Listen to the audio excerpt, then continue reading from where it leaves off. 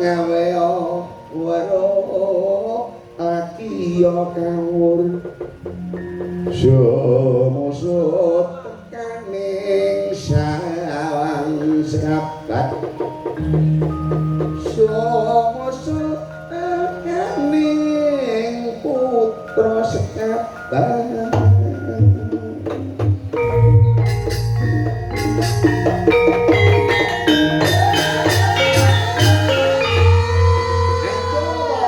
Werkudara wis bali ya. Bapakku Pendhita Drona ya bapakku. Ceritane kaya ngopo angkoning angolati kayugong susu angin. Kayugong susu angin wis tak ngerteni. Gedhe panrimaku rene aku wis dituduhake, dinudingake saka jeneng bapa guruku bab ananing kayugong susu angin. Nemoni apa? Nemoni bapakku Bathara Bayu lawan bapakku Bathara Indra. Ing reksa muka pranyata aku antuk pangerten saka pituduhing bapakku Bayu lawan bapakku Indra bab kayugong susu angin. Ndak rasa pancen iku sing diarani lakuning wong kang mraditisake lepas sangkan paraning dumadi. Sangka kayugong susu angin ki mau. Iya bapakku. Dadi kanan kita wis ngerti sing jeneng kayugong susu angin. Bener apa sing dadi kandhaning bapakku Drona. Dadi kayugong susu angin iku minangka jeneng urip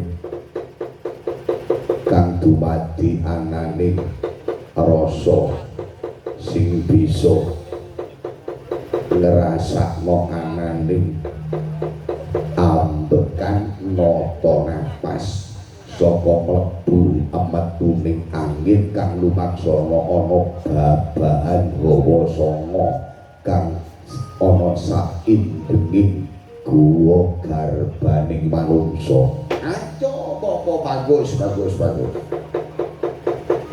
Werkudara Gondowaran yen kaya mangkono iki ana sarana sing kaping 7 kang kudu jeneng kita lakoni. Apa saranane bapakku? Kananing ingsun bakal medhalaken sastra Jendra Hayuningrat kang kaping 7 lamun sarana sing kaping 7 ya kae nang Werkudara isa ngolati tirta mahning suci. Holatana tirta mahning suci ya banyu Perwitasari. Ana didulungi bapakku ana ing tenging samudra kidul Jegurana. Ing kono kita bakal nemoni tirta mahning suci. Ya kae sarananing jeneng kita bisa kawedharaken sastra Jendra Hayuningrat sangka karaning incun. Karya slamet yen ngono tak boleh ane tirta mahning suci dhuwur samudra kidul bapakku.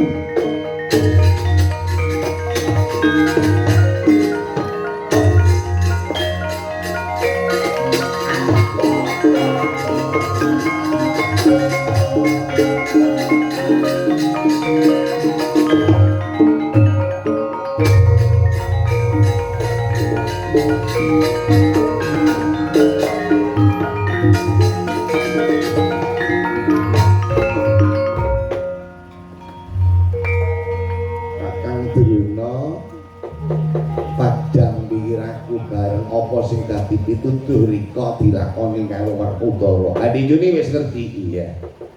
Werkudara yang di Jegur Samudra. Ya iku saranane. Ola ali ing bojo ing Pendhita Drona sarana alus marang Werkudara. Iku kok dalane Werkudara mati. Bakal nglangut ana ing telenging samudra. Wis ayo do matur ngarsaning anak Angger Prabu Duryudana kan. Ayo aja ngomong Sinunggu ngaturaken bebingan ing paring monggo.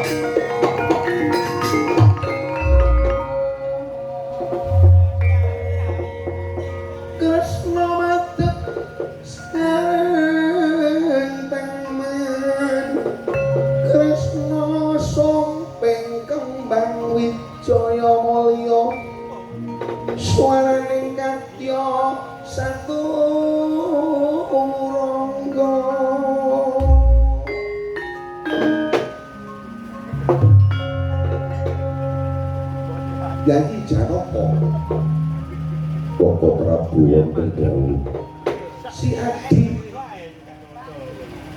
kelakon merpati Rapapara Bratasena luninggi gandeng karo Kakang Semar lan Bagong nggih Tarawa nggih Dek iku Awdara Janaka Reyang Kaliman Kirema merepeki Ndara Gedhe banjur iki dina kok uwal meneh kula emukaken boten kingang dasar Ndara Gedhe watak aku boten ungkang langgih pun jelas nek dilebokno loropan Pendhita Druna dingin jegur samudra kok budal mawon iki jagat Dewa ya jagat mangestu para Kakang Semar lawan Mangun Diwangsa nggih kula Gus nggih Ndara uga kananing si Adi Taranggana luninggi pun dawuh iki dianggep bebayani ya bebayani ning kabeh ku gumantung sangka kersane Gusti Kakang Karya Jagat mula babakan wis dilakoni marang si Adi Werkudara dipengimo ya ora kena ayo mung njaluk marang Gusti Kakang Karya Jagat pun Kakang yen buka rontal panca kaki cinoca kaki petindhe sing ana ora kelakon Yayi Werkudara ku mekaning mati menawi ngaten monggo dipun buktekaken ayo dikanthi ana ing perenging samudra kidul dijaluk marang Kakang Karya Jagat supaya lakuning dulur para do rahayu nemenono ananing kanugrahan krana ganjaran sangka sing dilakoni sumangga Koko Prabu ngono ya Kakang Semar nggih Gus kula nggih nderekaken Bagong ayo melu nggih areng jomblo nggih nderek Yayi Werkudara tuga-tuga digawa nganti satindak isi ati tak alat Yayi nang dalika Werkudara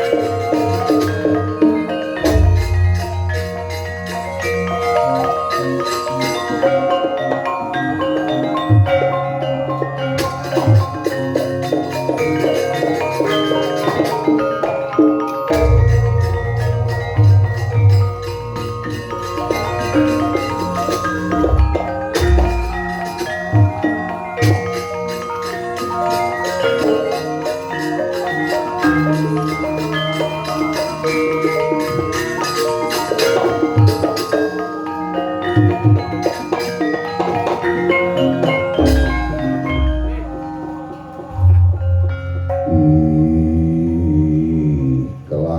aku jegur samudra rumangsaku aku jegur samudra iki tartamtu bakal nganyut tuwuh tegese aku bakal mati ana jroning banyu. Nanging nyatane saka gedene ketekatan lan keniatanku saka kekarepan sing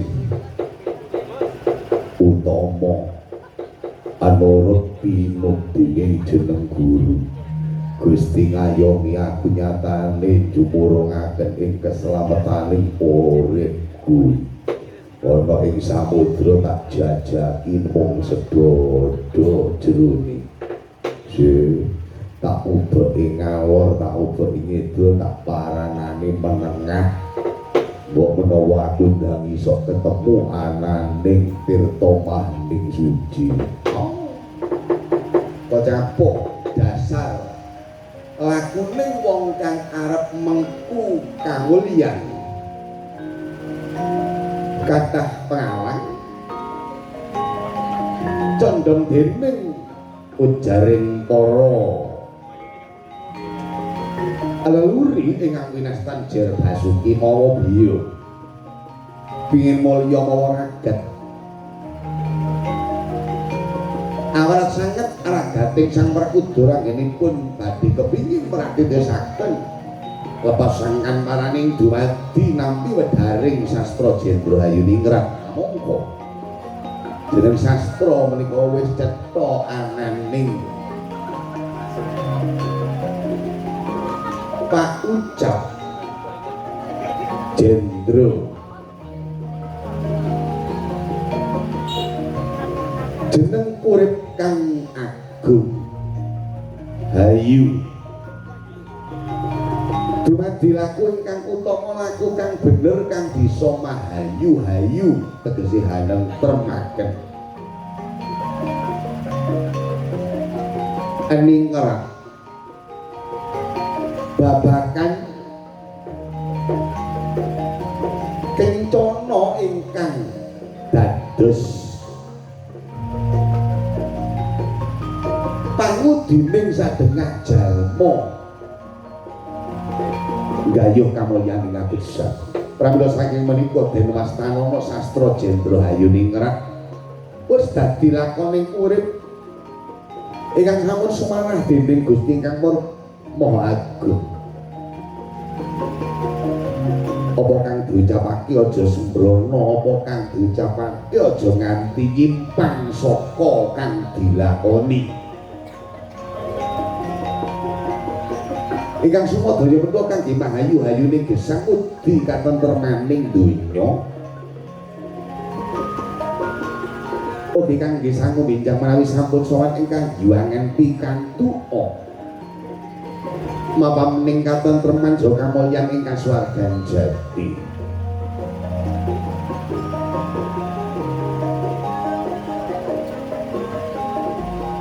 aninggalo kencana mulya napa kang karun napa kang ningrat wonten ing gumelaring donya lamun to sinten to sadengan titah ingkang sampun kawedhar ananting sastra Jendra Hayuningrat kocapuk awrating ingkang den lampahi dening Werkudara ing telenging samudra ngenyong ngolati tirta maning suci datang angsal ingkang den gayuh malah katubruk dening naga manembulnawa sambat kaya kemati sang Werkudara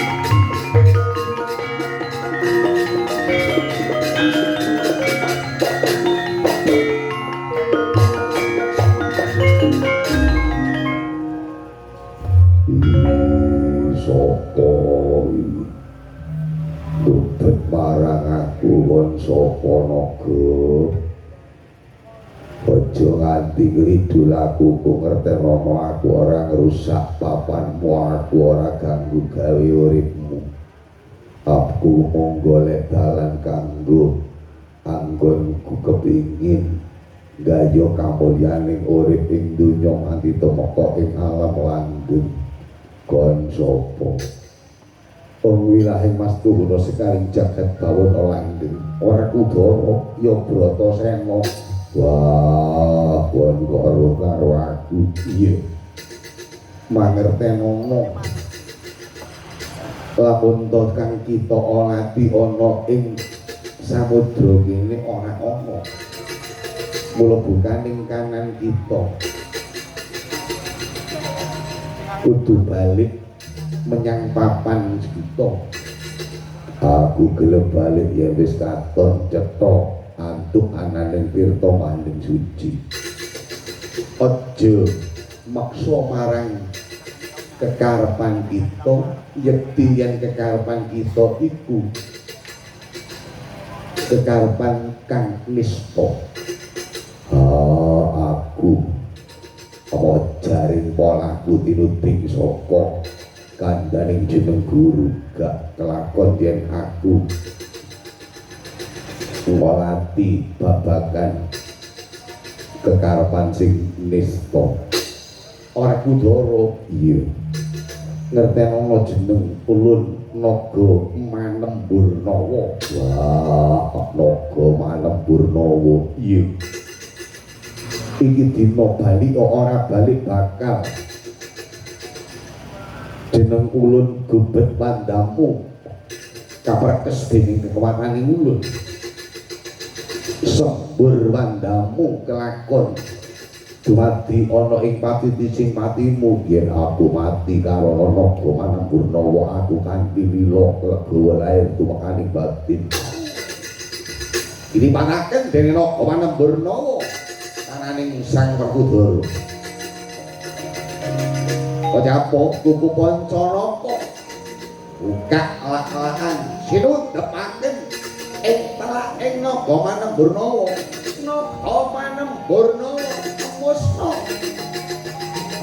araga Werkudara ingkang mau ginobel dening Igul ira arges buntutipun sinaga Werkudara saking Bantri cumloroting araga dawah ing pulo alit. Inggih menika mangke dununging Werkudara saged dadi napa ingkang den kersakaken.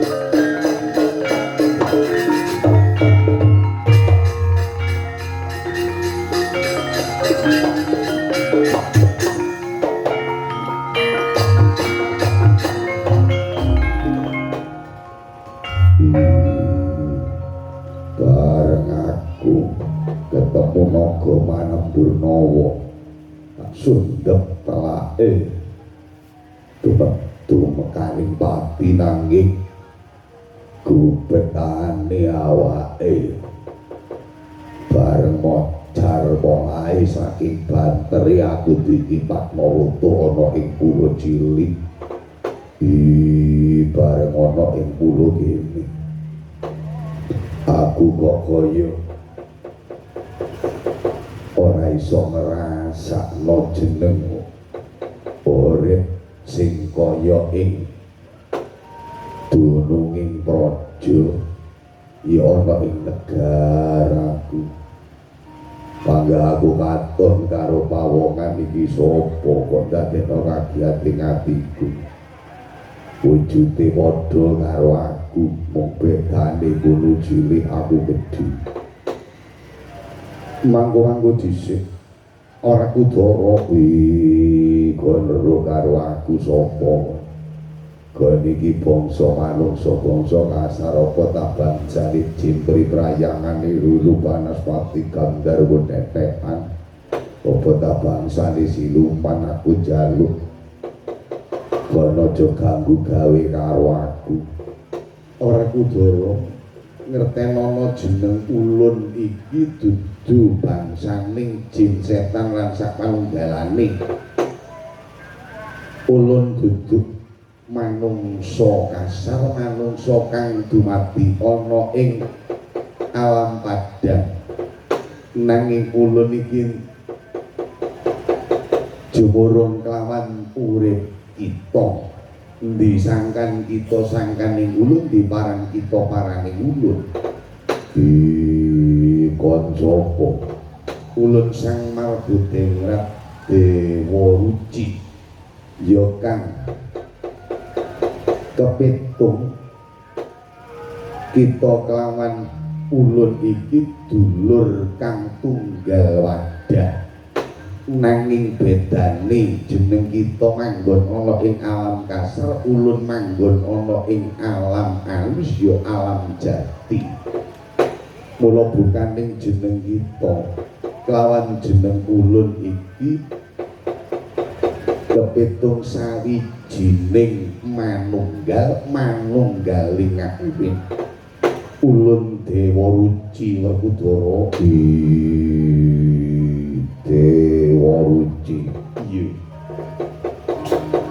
yen pancene kon ngaku aku manunggaling urip karo aku diarani disangkanku yo sangkanmu diparanku yo paranmu diarani kon dulur tunggal wadah karo aku ning siji panggonan tak umpamakno yo tak sekirapno kon iku dulurku sing lair bareng sedina aku kepingin weruh nyatani aku takon apa kang dadi pitakoning Bratasena aku sing tak goleki apa ora kudaranya Bratasena kepingin nampa wedharing sastra Jendra Hayuningrat kang kaya mangkono kudu mratitesake lepas sangkan paraning dumadi ning karana jeneng kita tinuding saka pituduhing jeneng guru kita kudu angolati tirta maning suci ya banyu Perwitasari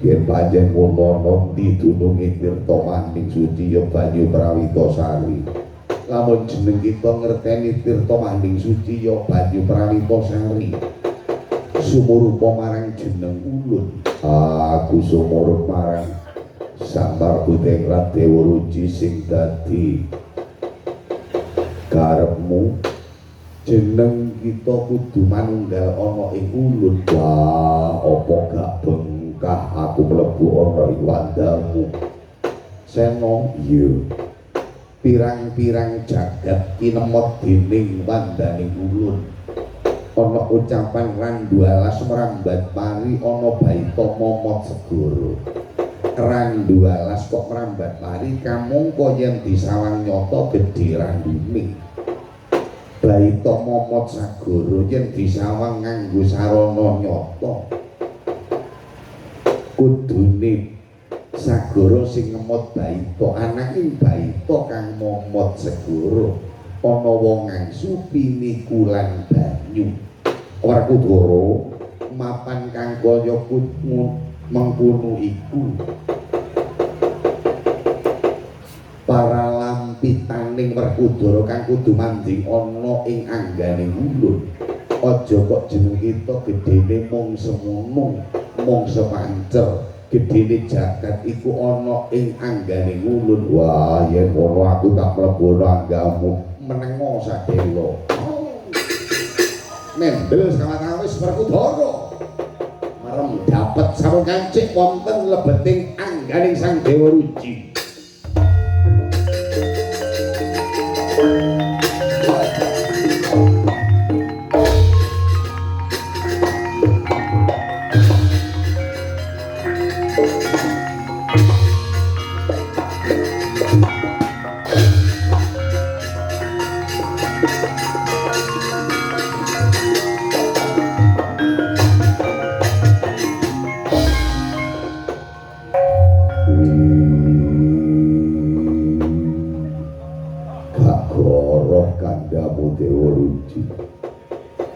bareng aku mlebu anggamu kaya aku urip ana ing jembaring jagat jagat sing sakmene jembare tanpa tepi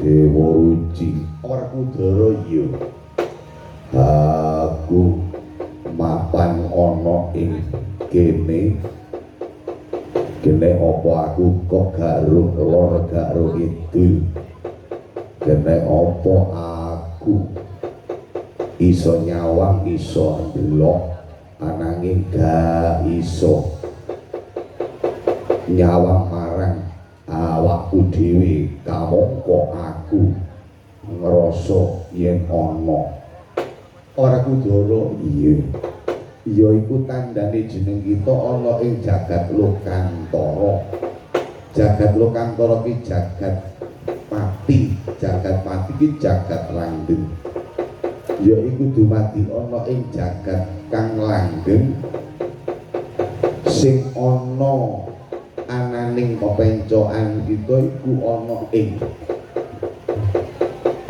jembaring pawengkon kang tanpa tepi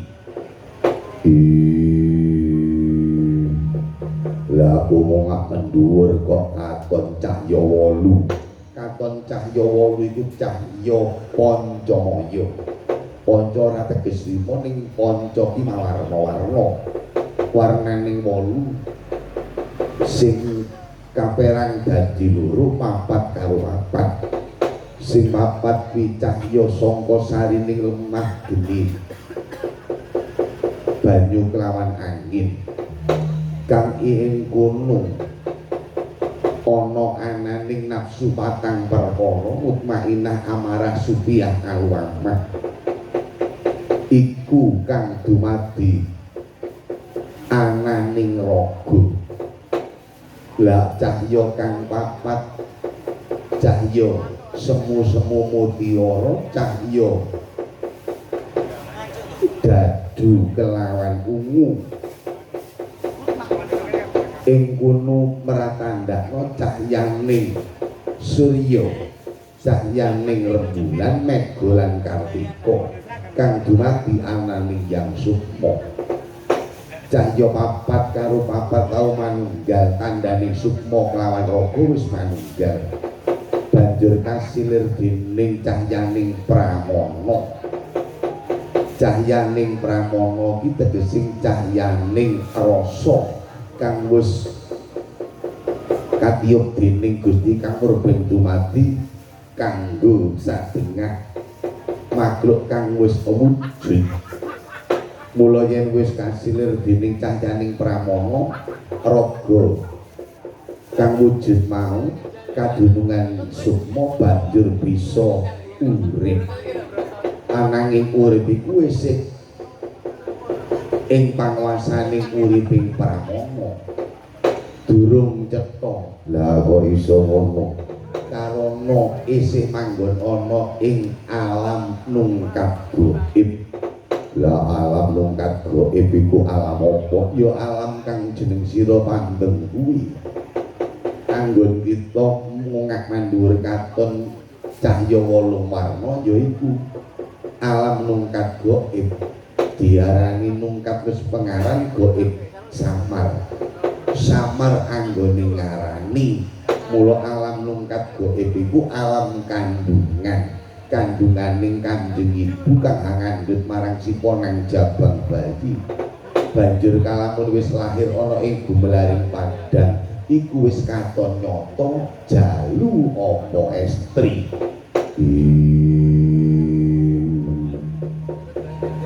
Iki aku kok wis katon ana ing negara Ngamarta.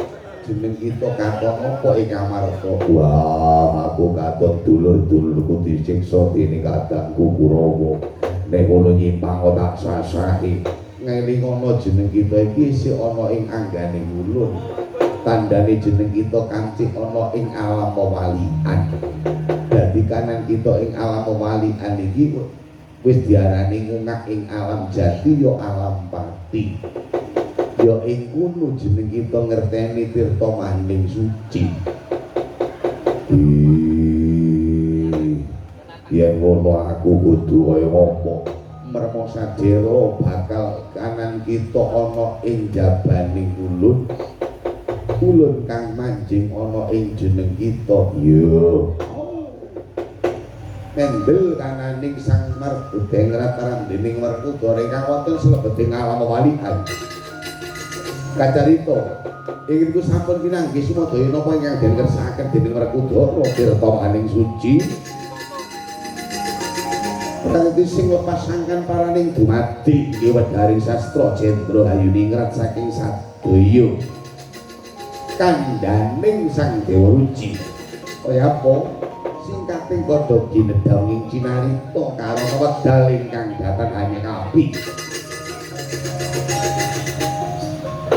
Sang Marbudeng Dewa Ruci manjing jiwaning Werkudara tandha supa manjing raga ing saknyatane blegaring manungsa ngagesang wonten gumelaring donya awujud jejering Sang Werkudara sampun kancik ing negari Ngamartaya.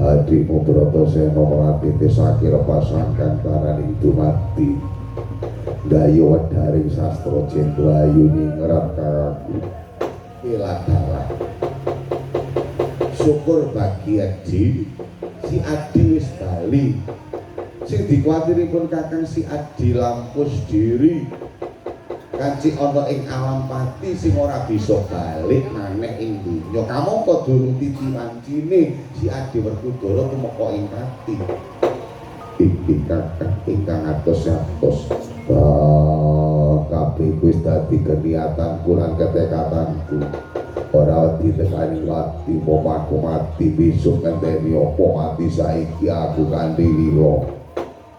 Iya pun kakang percaya sing dadi karepan pokok nanging wis antuk kabeh apa sing tak sejo karo syukur bagi Werkudara ana barang samengko montahing para Kurawa sirnakno Adi. Wah, aku kudu nyirnakno Kadang Kurawa. Aku wis ngerteni dhewe. Kok ngerti sinawang sanga apa? Katon melok bareng aku kanthi ana ing alam jati mangke talah. Adisena yen ngono kepintuk wis ngincipi alam pati. Bener kakakku. Syukur bagi Yai. Ya kae kapitung aku ning manungsa. Saka syariat retot hakikat tumeka ing makrifat. Werkudara wis nglakoni yen ngono kaya ngapa obaing sing Werkudara anggone nyirnakno angkara murka. Karya slamet pangestumu kakakku tak sasake Kurawa sing nyiksa karo dulur-dulurku.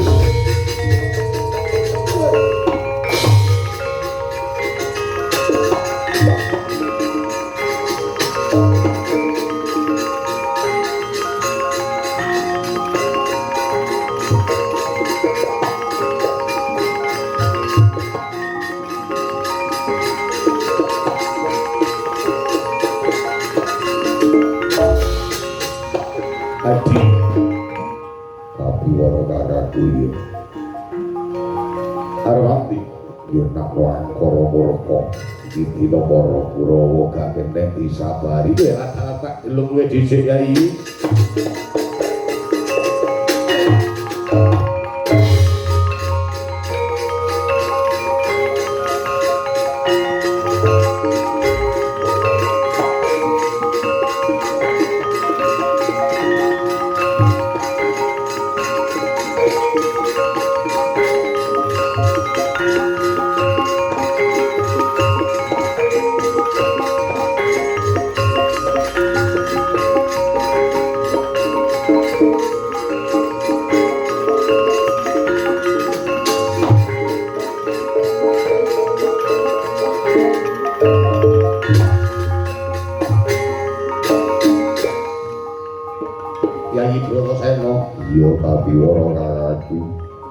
Yen wis kaya mangkene ringkes dandanmu Yai wis ndang sirnakno angkara murka sigra den prawasa wah karya slamet.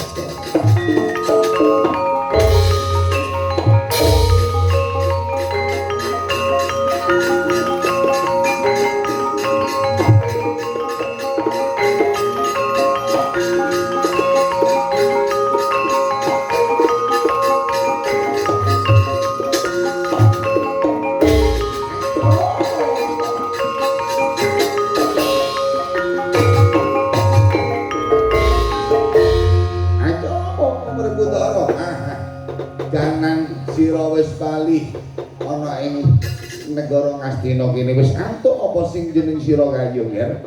Kabeh wis tak gayuh kabeh wis dumadi ana ing uripku bapakku. Kanan tirta maning suci aku wis ngerteni katane kabeh tumunung ana ing uripku. Awadaring sastra Jendra Hayuningrat wis kawedharaken saka dulurku sing lair bareng sedina ya dulurku sing tunggal wadah siji panggonan. Sing gedhe pangapuranipun Papa Pendhita Drona ya aja njaluk ngapura marang aku bapakku Drona ora salah. Wis cetha kanane Pendhita Drona. Salah kelawan Werkudara karono kekarepaning Pendhita Drona bakal gawe wahaya ning si Werkudara. Rumangsaku gak teko bapakku Pendhita Drona perkara aku mengkoni wahaya lan Papa Citraka. Malah yen ora saka pitutuhi bapakku Pendhita Drona aku ora iso ketemu marang dulurku sing tunggal wadah siji panggonan ya sang marebute ngrak Dewa Ruci. Ya wis ora dadi ngopo ketepane maning lamun to kesabaran sira kang kaya mangkono lawan jeneng guru. Pancen bocah sing jarot bocah sing bagus murid sing bekti marang guru saiki kananing kadangku Kurawa tak sirnakne sing nyiksa marang pinten sing adikku yo barep buta kakakku aco wis aja diterusake nanggone si Werkudara gawe kapitunaning kadang sira Kurawa ngertenono kanan pinten tansih yo nek kula Sadewa wis diwali Kuntadewa ya wis diwali kabeh saiki wis dumadi ana ing kedaton negara Ngamarta. Apa ya bener kandaning jeneng guru ora bakal goro. Yen kaya mangkono gedhe paling aku bapakku Drona. Aku tak balik menyang kedaton Ngamarta. Wis tang wilujeng ana kananing Sang Werkudara supaya kanthi tentrem rayu slaminyo. Karya slamet. Yayi Werkudara. Ayo dong kumpul ya pesta Jodina.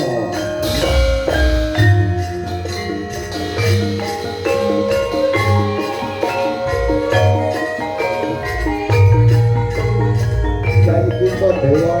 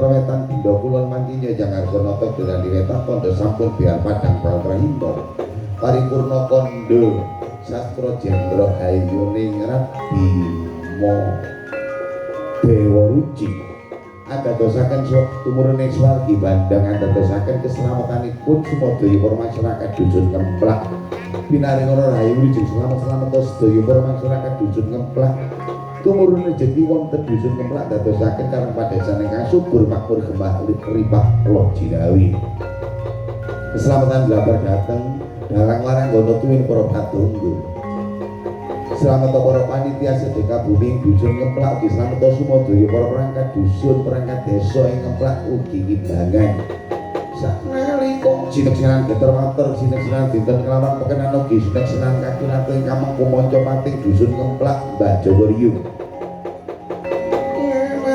Pinulang tirta pranandha tancep ayong pindha paripurna purnaning pamungkas.